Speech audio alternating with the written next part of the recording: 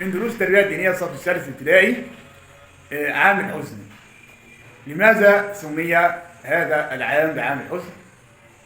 سمي بذلك نظرا لوفاة عم النبي صلى الله عليه وسلم، ووفاة زوجته السيدة خديجة بنت خويلد رضي الله عنها وأرضاها.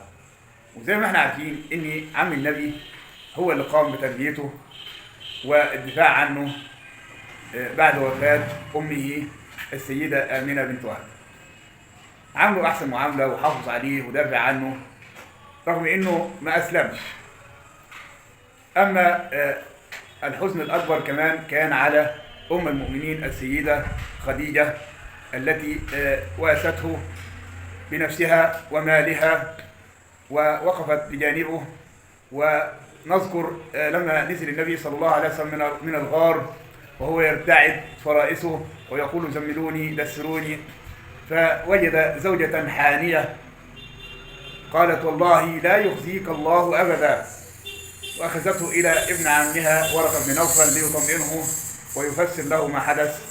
الشاهد إن النبي صلى الله عليه وسلم في هذا العام حزن حزنا شديدا على وفاة عمه وعلى وفاة زوجته صلى الله على محمد صلى الله عليه وسلم.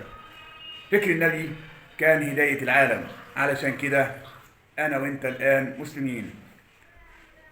إلى أن نلتقي، تصحبكم السلام.